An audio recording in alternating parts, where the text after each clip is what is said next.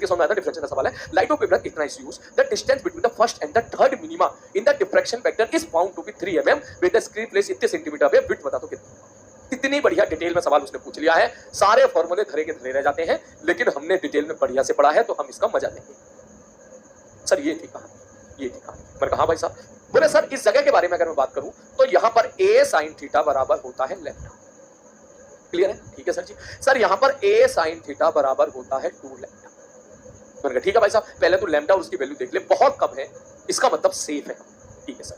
तो अगर मैं ऐसा बोलूं, मैंने कहा ये वाली डिस्टेंस है सपोज y1, ठीक है सर, ये आपका हो गया थीटा, tan थीटा, तो मैं यहां पर डायरेक्ट लिखूंगा भैया y1 सीधा लिख सकता है, समझ गया ना? वही रिजल्ट लगा के, कौन सा रिजल्ट? अरे भैया tan थीटा बराबर y बाई डी, ठीक है, और d sin थीटा बराबर सपोज लैम्डा, sin थीटा बराबर tan थीटा, तो d बराबर y बाई डी बराबर लैम्डा, तो y बराबर आ जाएगा लैम्डा d बाई डी।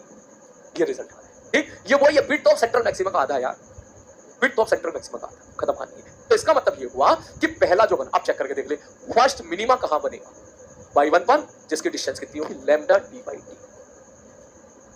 ओहो, थर्ड मिनिमा कह रहा है भाई, ये सॉरी यार, सेकंड नहीं, थर्ड मिनिमा कह रहा है। थर्ड मिनिमा कहां बनेगा? बाई 3। बोले जब ये 3 लैम्डा होगा, जब ये 3 लैम्डा होगा, जब ये 3 लैम्डा, 3 लैम्डा डी बाई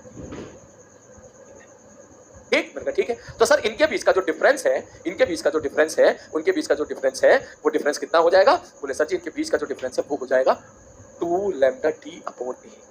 ये किसके बराबर है? 3 mm के। सही लिखा? ठीक है। अब आओ जरा वैल्यू पुट कर लेते हैं। 2 लैम्डा की वैल्यू कितनी है? 6 × 10⁻⁷। टी की वैल्यू कितनी है? 50 सेंटीमीटर का मतलब होता है हाफ। ए चाहिए, ए उधर चला गया, नीचे आ गया, 3 × 10⁻³ दैट इज 8। अब चेक कर, 3 दूनी 6, 6 से 6 मार दिया, आंसर इज 2 × 10⁻⁴। ये आंसर चल रहा है, आंसर इज